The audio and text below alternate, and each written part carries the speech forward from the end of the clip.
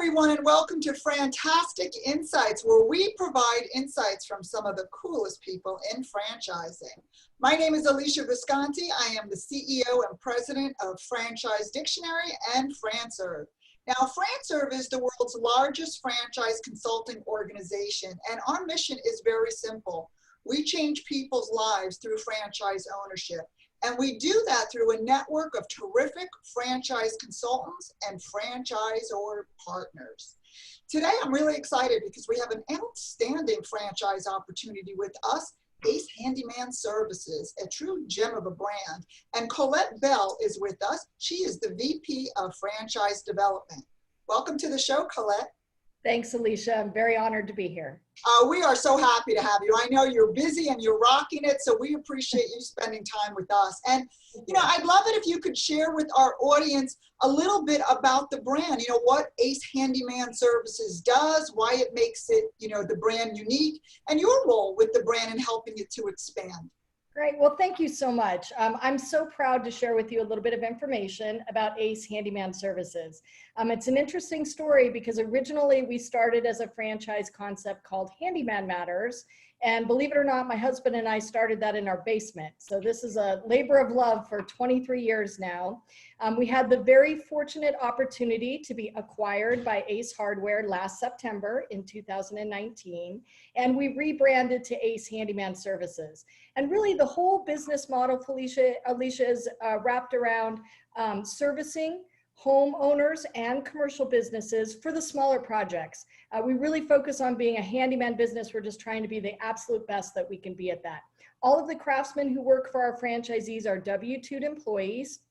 So we have a lot of quality control, we have excellent customer service, and we have a lot of repeat business in our model. That's awesome. And, you know, I love the story of how you and your husband started it in the basement. I mean, truly, you know, it's one of those stories in franchising that is just heartwarming. So congrats to you and your husband on the growth and on the excitement of it all. Thank you. Dreams come true, right? We all just work hard every day and keep putting the right foot forward. So true, honestly, so true. Now, I know you guys are doing very well right now, and I know every franchisor always says everywhere. Right. But is there specific markets that you're looking for or are concentrating right now that you want to share with our audience? Absolutely. So we're a little bit behind Ace Hardware, as you can imagine. We keep reminding them they have a 75-year lead on us, but we are trying to catch up with a lot of the dense markets where Ace Hardware has excellent representation. So places like Minnesota are a very large focus area for our handyman business because there's a lot of Ace Hardware stores there. Atlanta, Georgia, at hot Atlanta, right? They're always hot for us as well. In addition to that, the Carolinas, both North and South Carolina have been growth areas for us and for Ace Hardware locations as well. Awesome. And if someone was interested in your brand, what makes a good franchisee? What qualities should they look at in themselves to see if they would be a good fit with you? Yeah, the first quality that we want to reassure people they do not need is construction experience. It's usually the thing that stops people from even looking into this industry, and it completely is not necessary. I always joke with people when Andy and I started in the basement, we didn't know two things about the construction industry. So we do a lot on the franchisor support side to help franchisees who do not have that experience.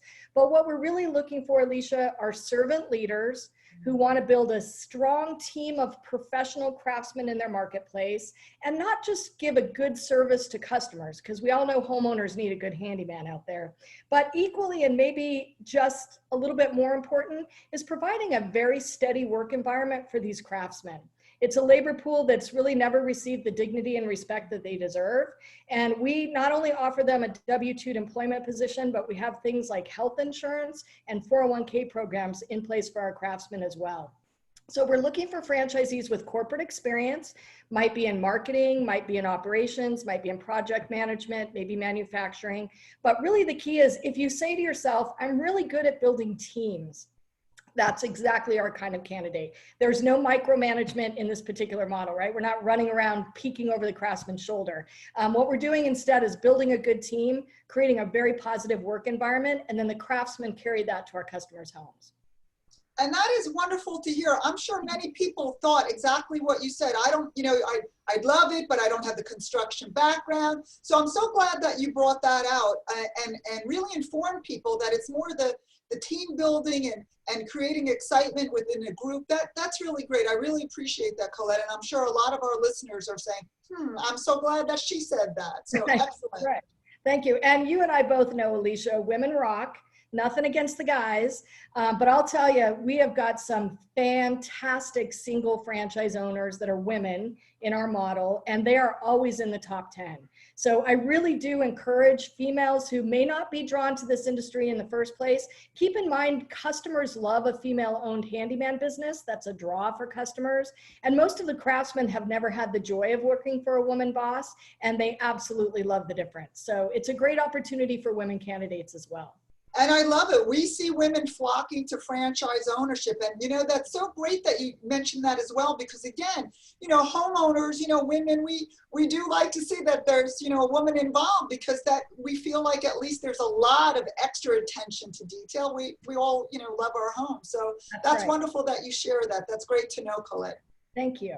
You bet.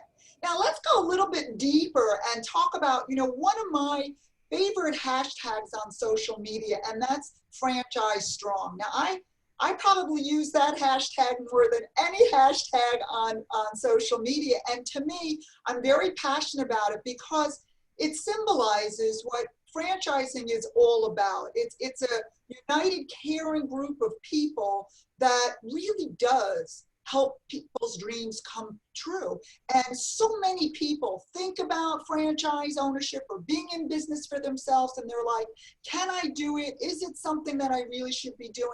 And that's why I say franchise strong, because we're all here to help the person succeed and be successful as a franchise owner. And it really is that tagline that you hear so often in franchising, and it's, be in business for yourself, but not by yourself. It is a community. So I'd really love it if you could share, Colette, a little bit about what Franchise Strong means to you and to your brand. Yeah, thank you so much, Alesia. And I love your hashtags. I've had the pleasure of being in this industry for a lot of years and have seen the ups and downs throughout the course of history, right? COVID was certainly fascinating and different. None of us had ever experienced that, but lots of us were around and survived the recession too. And there's a couple of things I really love and appreciate about the world of franchising. The first one is franchisors are not alone. You and I both know there's a tremendous network amongst franchisors to support each other, to offer ideas, best practices, tips and tricks on how other people are getting through difficult circumstances. So I think that's what leads franchising to be such a supportive industry. We're all supported as franchisors, and that encourages us to be supportive of our franchisees.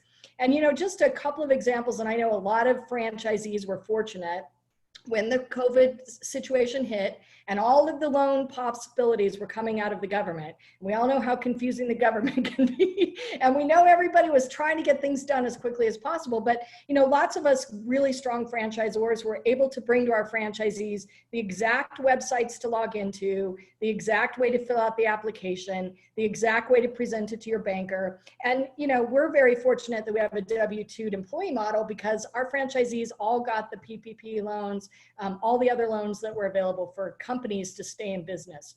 So that's been very fortunate. And it's not just the day-to-day, right? Everybody can shine when it's easy. It's when it gets tough that it really matters that you've got a franchisor who's willing to go the extra route, do research, do development, figure out different ways to pivot. We were very fortunate in the handyman industry with a lot of home service brands that when this virus hit, it was spring. So a lot of us could pivot to outside work instead of inside work and help keep customers and our employees safe. So things like that where we're all trying to work together just to keep the franchisee focused on their day-to-day business and let the franchisor have the responsibility to look around and look forward and then bring the resources to make that happen.